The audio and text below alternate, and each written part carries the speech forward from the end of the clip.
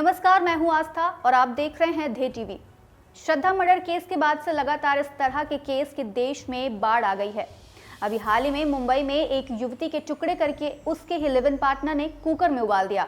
इन सब खबरों को सुनकर कभी कभी मन में सवाल उठता है कि क्या ये गुस्से में उठाया गया कदम है या इसके पीछे कोई साजिश है। दरअसल इस तरह के केस को कोल्ड ब्लडेड मर्डर कहा जाता है, यानी ऐसा काम जो ठंडे दिमाग के साथ सोच समझकर प्लान किया जाए वह कोल्ड ब्लडेड एक्ट कहा जाता है। आसान भाषा में कहे तो वो सारे अपराध जो तैश या गुस्से में या खून खौलने पर ना करके प्रॉपर प्लानिंग के साथ किया जाए वह कोल्ड ब्लडेड क्राइम कहे जाते हैं। आइए समझते हैं कि क्या है कोल्ड ब्लडेड मर्डर और साथ ही ये भी समझेंगे कि इसके बारे में मनोवैज्ञानिक का क्या कहना है।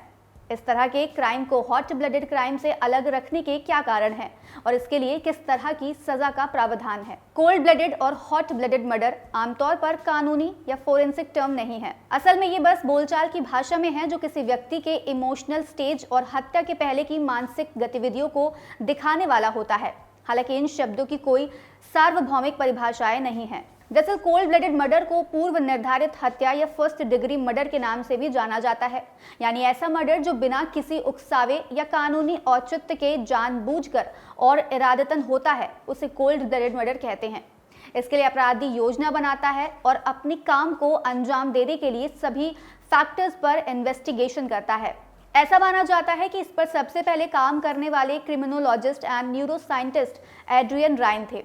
राइन का research work brain functioning, genetics, behaviour और एंटी सोशल एक्टिविटीज के बीच में रिलेशनशिप पर बेस्ड था। इस तरह के मर्डर्स की खोजबीन सबसे पहले 90 के दशक से शुरू हुई। इसके लिए राइन ने सबसे पहले अमेरिका को चुना। अब क्योंकि कैलिफोर्निया इस तरह की हत्याओं के लिए बदनाम था, इसलिए सबसे पहले इसी जगह की जेल की स्टडी की गई।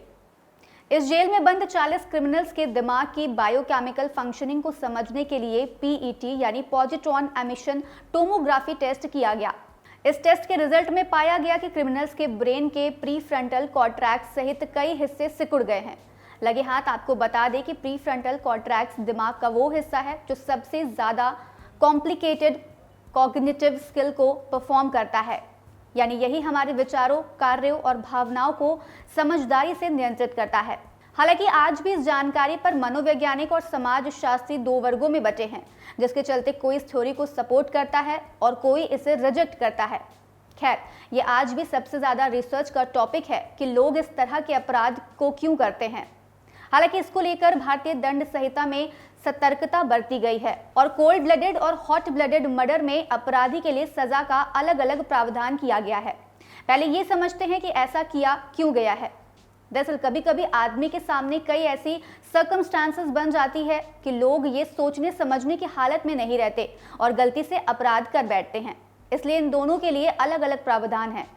भारत में इस तरह के हॉट ब्लडेड मर्डर को भारतीय दंड संहिता की धारा 300 के अपवाद 1 के तहत रखा गया है, जिसके मुताबिक अगर कोई हत्या अचानक और गंभीर उकसावे के कारण होती है तो इसे गैर इरादतन हत्या यानी सदोष मानव वध माना जाएगा, न कि हत्या जिसकी सजा 10 साल तक की हो सकती है। जबकि भारत में कोल्ड ब्लडेड मर्डर को हत्या की परिभाषा के तहत रखा गया है, जिसकी अधिकतम सजा मृत्यु दंड है। आज इस वीडियो में फिलहाल इतना ही। हम फिर हाजिर होंगे एक नए एपिसोड के साथ। तब तक के लिए मुझे दीजिए इजाजत। नमस्कार।